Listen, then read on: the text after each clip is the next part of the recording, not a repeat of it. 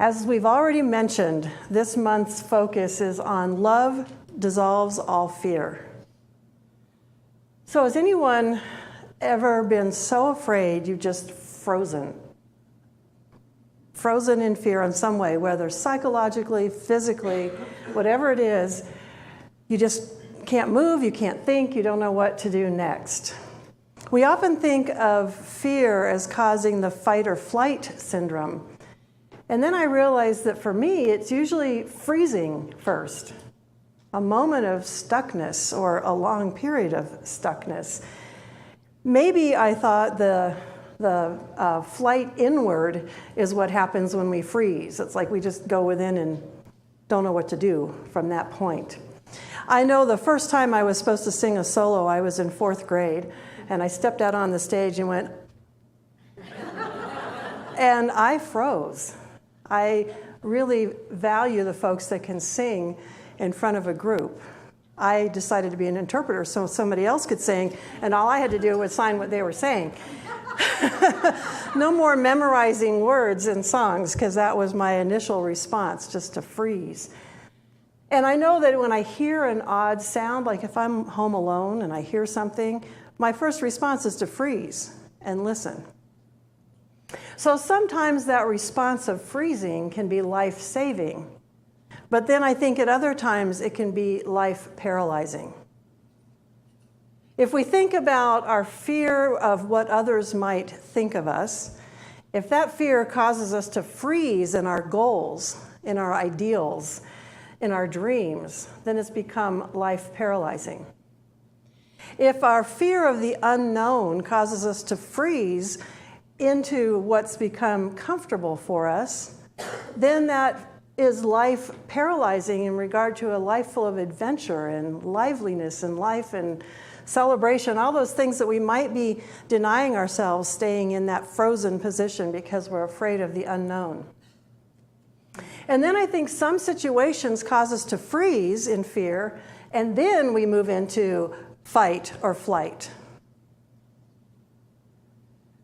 So what would happen if we were able to take that moment of freezing, that pause, and remind ourselves that we have a third response?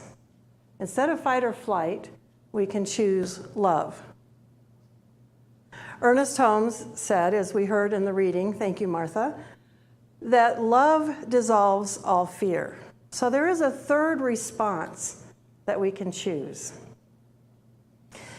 In the Christian scriptures, it says, with God, all things are possible. And since we equate God and love as the same thing, we could say, with love, all things are possible. And a few weeks ago, or a few months ago, I used 1 Corinthians 13 as the very beginning of it, where it talked about all those different things that we could do or say or be, but if we don't have love, it becomes nothing. So love has a way of moving us, creating something in and through us. And we could say love can move mountains. Now, is that just, again, that Pollyanna thinking? Is that just words that we use? Is that just talk? Or is that for real? I'm here to say that it's for real. That it might sound crazy, but I do believe that love can dissolve all fear. And that love can move mountains. But I need to clear up one misconception first that I think a lot of us have. I think traditionally when we've said love can move mountains, or with God or with love all things are possible, we've believed that means that we just kick back and turn it over to something out there, whether we call it God, love, spirit, whatever, to do it. And we don't participate in any way. And I don't believe that that's the way it works. With Brenda's recent illness, and I've had several of you asking me what's going on. So first of all, let me thank everyone for your well wishes, your prayers. For those of you who don't know, she's been in the hospital a second time. I will be picking her up this afternoon. At this point, we don't have any answers as to why she's been in there and why things have been happening as they've been happening. So I've been learning a lot through this process. And one of the things I know is that the unknown can cause fear. And the unknown can move us into a position of kind of freezing. And so at first I was thinking, well, just turn it over. You know the truth. You know she's got that healthy prototype within her like all of us do. And I did the usual. And then I started thinking about this talk. And I started thinking about that idea that love dissolves all fear. And so I thought, well, who better to practice this on than myself? So I started seeing what would happen if I kept my thoughts in the realm of love. And I would think about all of you and the love that you were sending. I would think about the love that Brenda and I share. I would think about the love in my family, the love that I have for holding my little doggies. And as I would move myself into a place of thinking about and allowing myself to feel love, I realized that no miracle happened. We don't have an answer yet. But the paralysis I was feeling, the inability to know what to do, where do I go, would melt away. And I would be able to sit there more calmly. I would be able to think of questions to ask and be able to be of support in a whole different way than when I was sitting there frozen with this feeling of, now what? We don't know anything. Ernest Holmes says, what God can do for us, God does through us. And so what I realized is that love dissolves the paralysis created by fear so that then that activity of love can take place through us. It allows that flow to take place. It doesn't do divine right action. It allows that divine right action to move through us as we let it dissolve that position of frozenness that fear creates. And I began to see and think about the fact that it happens individually in each of our lives individually, but it can also happen collectively. If we as a community or a society, as a country or a world, are frozen by fear, it's that collective moving into love, staying focused on love, that will melt that paralysis or will allow love to be the place that our actions move from as opposed to fight or flight. I think then the key is to take that pause at that moment when we're frozen, at that moment when we don't know what to do, and remember that third choice, that we can choose love. And so I had something that showed up on Facebook that I reposted and I want to share with you. Today I will choose love. If I mistakenly choose distraction, perfection, criticism, or negativity over love, I will choose love again. I will choose love until it becomes my default choice, my gut instinct, my natural reaction. I will choose love until it becomes who I am. And that was written by Rachel Macy Stafford. And I thought that was perfect. And it also made me start thinking, because I realized that I say, and I said it last month, that I want to be loving. I want love in the world, but there's a difference between wanting it and choosing it. And so if I'm going to choose love, for me, that means I choose to let love loosen the paralysis of inactivity created by fear. If I'm going to choose love, I have to choose love over wanting to be right. And you know from hearing me speak that that's one of my issues. I choose love over nursing my resentments. I choose love over my fears. And so choosing love means that I will do everything it takes to move into a framework of feeling love, loved, and loving. Now, this week I had a beautiful example of this, and I already warned Mary Lynn I was going to talk about her. You see her up here behind this microphone and this keyboard, and she's just all there, right? But when you get her in a room by herself, sometimes she doesn't have a lot to say. I would even say you're a little shy or introverted, correct? You should have seen her Wednesday night. we did Coloring for Peace here, which is a fun time of just getting together, chatting while we color and allow ourselves that meditative expression. She came in on fire because of her love for the youth and her love for music. And this new idea that she has for Soul Shine Choir, which she talked about last week, but if you weren't here to hear about it, talk to her, ask her about it. How it is we can serve the youth through creating a choir that brings all of us together and allows them to have mentors from our community to learn about these principles while singing. And we realized, I didn't realize how little time the youth get with music in the schools these days. They need it. So she was on fire, and the rest of us caught that fire Wednesday night. She wasn't afraid to say a word. She was talking up a storm, and I realized love dissolved any fear she might have of talking in front of all of us or sharing her idea. That's the way it works. When we're on fire with that love, when we're filled up with it, it melts away all of that which might restrict us from our dreams, from our desires, and what it is that we want.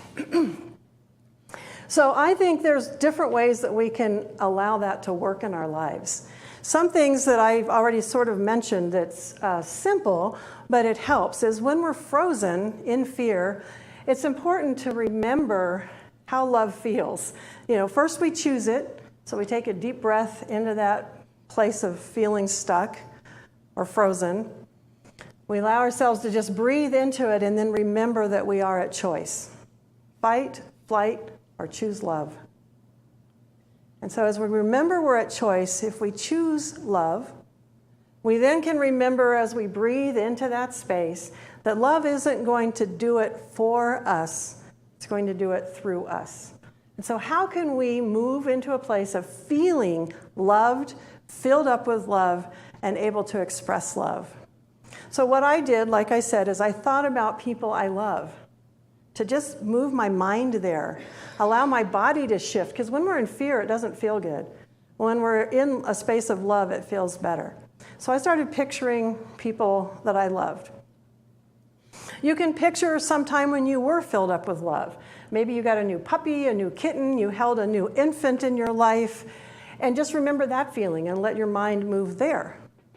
Remember some time when you had fallen in love. How did that feel? And just sit with those feelings. And once you've shifted into that feeling of love in your body and your mind, then you can start asking yourself, how can you reframe whatever it is that's created fear through the lens of love? How can you reframe it to see how you can allow love to move through you in that situation? Where is love already taking place in that situation? And allow yourself to start contemplating that. If you need to, allow yourself to visualize everything in the world that you love. I start thinking about trees and birds and love sitting in my study and looking out at all of that. Again, it helps to move the feeling into a place that's more comfortable and that's filled with love. Another thing you can do is consider the teachings of Greg Bear from this book. He's got a movement that is based on this book. And what he's teaching in here is how you can experience what he calls real love as opposed to imitation love. And one of our newest members, Jamala, and I have been talking about this book because we both love it, and the movement that he has, and we would like to create a real love circle here. And as I talk about what he teaches, if you're interested, see Jamala, see me after the service, and we'll see if we can get this going. What Greg Bear says is, you can't give away what you don't have. So if you're not feeling filled with real love, then you can't give love out into the world. He just defines imitation love is the kind of love where you're trying to get something or protect yourself from something. You're trying to get someone to do something for you, love you in a certain way, be something for you, or you're protecting yourself from them. Real love is real basic.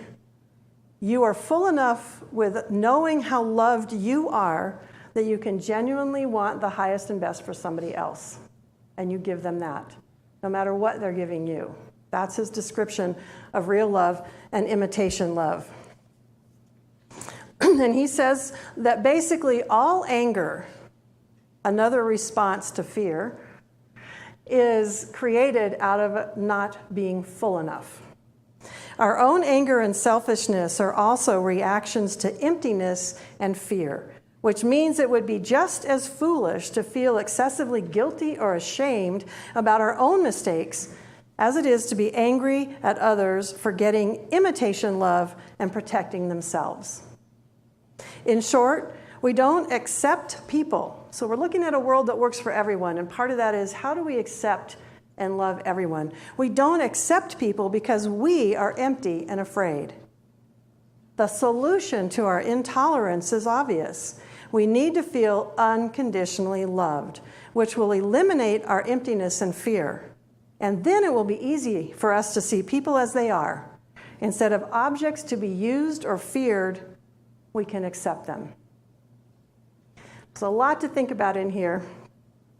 But what he suggests is that we find ways to fill up so that we're not coming from that place of fear. And part of filling up in this movement is creating circles of people who studied this, who understand how it works, and agree to fill each other up as needed. So you come together and you listen. Part of the experience of feeling real love is being able to talk about your truth, your experience, things you might want to do that you're not so proud of, and experience unconditional love as you share that truth about yourself. Realizing that people can accept you exactly as you are. And that's what the purpose of that circle is. Now, here in the center, we have another group of people who also do that for us, and those are our practitioners. And I am so excited that our group of practitioners is expanding.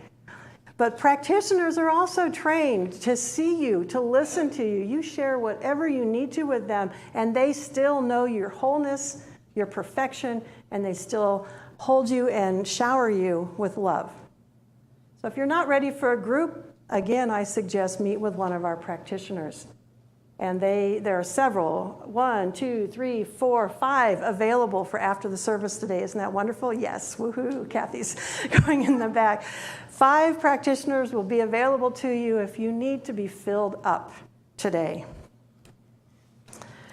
Then he says, when our bucket is full to overflowing, loving others becomes effortless.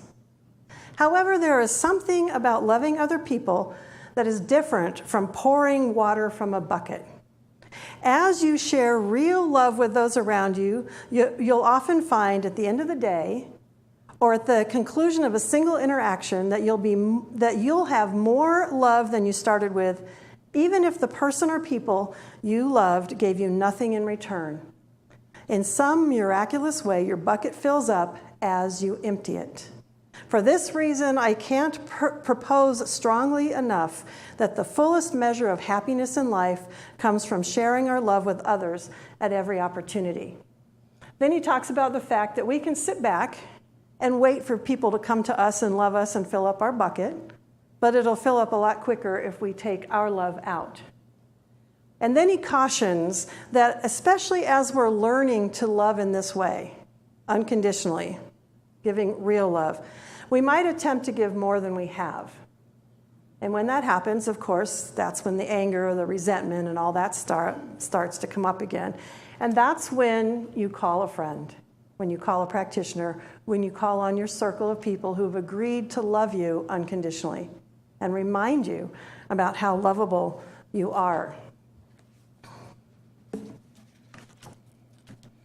So the premise is that we need to fill ourselves up in some way. We need to stay full enough to allow ourselves to have enough love to move to that as our choice when we're stuck in fear. And to find ways to fill up, whether we're doing it through self-meditating and reminding ourselves on our own or calling somebody, going to a group, whatever it takes. And then what I realized is that once we're full, love acts like the grease on the gears that helps us to move through life smoothly. Again, it's not doing the work for us, but it greases that activity and makes it easier as we move through life. And love becomes like WD-40. It removes all the grit and all the rust so that we can have that joyous and graceful activity through life. And then as I was reading Science of Mind magazine from May, I had another realization that love is a lot like water. If you think about what it is that we need to survive in our bodies, we need water. And I believe our spirits and our soul needs love in the same way. And just like we need to replenish our bodies with water, we have to replenish our souls and our spirit with love. Both are life-sustaining. And that love, as it drips slowly on something that's hard and immovable, just like water, will wear it away. That's how love can move mountains. That steady flow moving through eventually creates a lush green valley. And likewise, love in a steady flow will create that beautiful, life-giving stuff in our lives and between us and others. And water, I noticed in a pan of crud, something that's burned on and you can't get out, you leave water just soaking overnight. It's easier to clean it off. Soak whatever needs to be cleaned and gotten rid of in love. Soak it as long as you need to, and eventually it cleans off just as easily as something that you could struggle with to remove it. Soak it in water, soak it in love, and it's much easier to release it and get it clean. And then I decided to look up how much of our bodies are actually made up of water. And I was surprised because I'd heard a larger number than what is actually true. 50 to 65% of our body is water.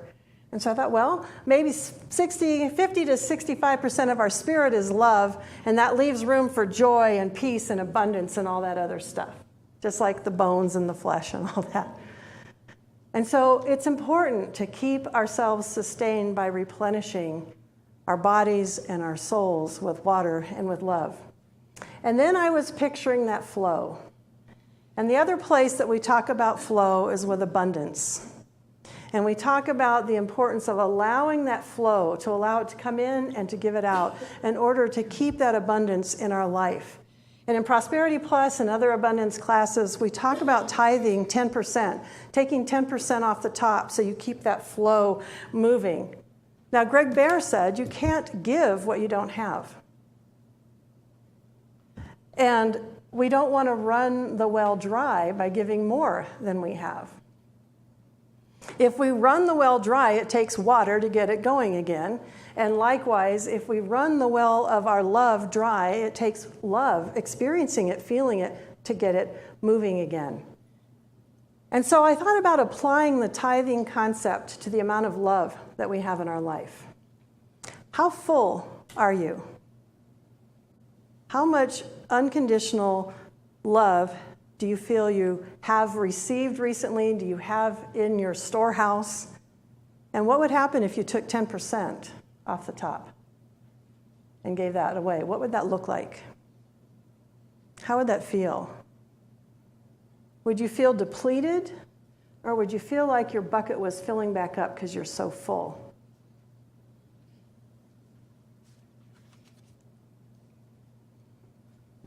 Do you have enough love in your storehouse to get unstuck when fear presents itself to you? Do you have enough love to dissolve those fears? Do you have enough love to spare that 10%? And if you don't, I would say for God's sake, for love's sake, for your sake, and for our sake, go get filled up. Get filled up. See one of those 5 practitioners after the service. Get some hugs and love from people here. There is so much love in this room. And then I'm sure there's beyond this. I know there is beyond this, where we need to allow ourselves to take that in, to fill ourselves up. You want to fill up so that you can free yourself from that paralysis of fear. You want to fill up so you can choose love as your response to fear. You want to fill up enough to have love that acts as the grease in the gears of your change, and that grease that keeps you mobile in the spiritual evolution of your life. And you want to fill up so you have enough to drip or flow across all those hard places and wear them down and create that beautiful, lush green valley. You want to fill up so your response, instead of fight and flight and anger and judgment, resentment, and all those self-destructive things, as Greg Bear calls them, the getting and protecting behaviors, you want to fill up so that you choose real love over all those behaviors. And you want to fill up so that your bucket fills itself no matter how much love you pour out of it. So fill up, because love does dissolve all fear. And so it is. So it is.